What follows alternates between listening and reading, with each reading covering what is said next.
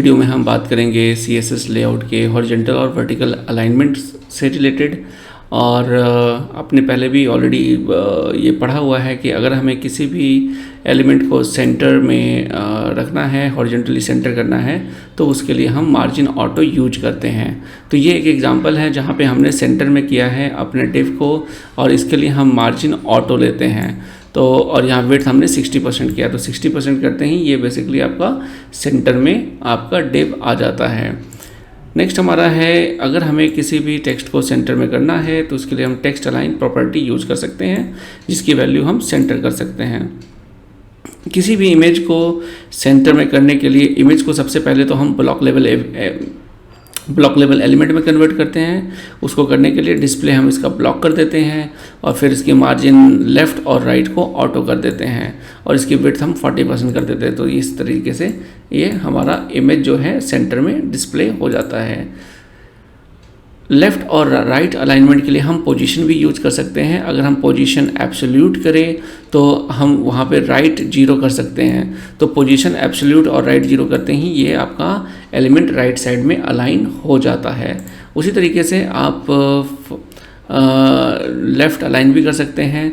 अगर आपके पास एक ब्लॉक है, अगर आपके पास एक एलिमेंट है जो कि अपने कंटेनर से बड़ा है, फॉर एग्जांपल जैसे ये इमेज है और इस इमेज का ये कंटेनर है और ये इमेज इस कंटेनर से बड़ी है, तो ये कुछ इस तरीके का डिस्प्ले होता है। तो इस प्रॉब्लम को सॉल्व करने के लिए हम क्लियर फिक्स हैक यूज करते हैं। तो क्लियर फिक्स हैक यूज करने के लिए हम क्लियर फिक्स क्लास यूज करते हैं, और इसके अंदर ये हम प्रॉपर्टीज डालते हैं, कंटेंट, क्लियर और डिस्प्ले।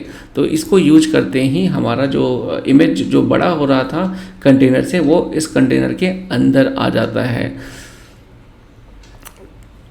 नेक्स्ट हमारा एग्जांपल है, अपने पैडिंग के थ्रू हम सेंटर वर्टिकली, तो बिल्कुल अगर आपके पास एक डिव है उसको बिल्कुल उसके बिल्कुल बीच में वर्टिकली आप सेंटर अलाइन करना चाहते हो, तो आप पैडिंग दे सकते हो। पैडिंग 70 पिक्सल ऊपर और नीचे, और राइट साइड और लेफ्ट साइड में 0, और इस तरीके से हमारा आपका ये सेंटर में कंटेंट हो सकता है। नो इट ऑल्सो डिपेंड्स कि आपकी इस डिव की हाइट कितनी है।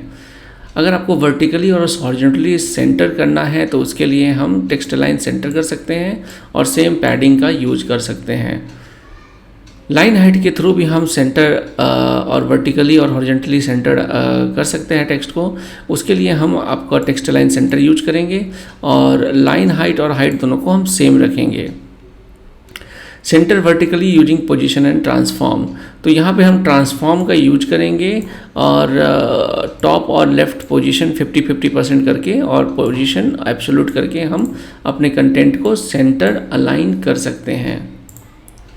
नेक्स्ट हमारा है फ्लेक्स बॉक्स। फ्लेक्स बॉक्स की को बेसिकली हम I10 में सपोर्ट नहीं होता है, और फ्लेक्स बॉक्स के थ्रू हम जस्टिफाई कंटेंट के थ्रू अपने कंटेंट को सेंटर में डाल सकते हैं। तो यहाँ पे हमें डिस्प्ले फ्लेक्स करना पड़ेगा फ्लेक्स बॉक्स यूज करने के लिए, और जस्टिफाई कंटेंट को हम सेंटर में अलाइन करेंगे, और इसके अंदर जो आइटम्स होंगे उसको अलाइन आइटम्स सेंटर के थ्रू हम इसको सेंटर में कर सकते हैं। तो ये रहे सारा का सारा कुछ हमारा CSS अलाइन के थ्रू। तो चलिए मैं मिलता हूँ आपको अगली वीडियो में। Thank you.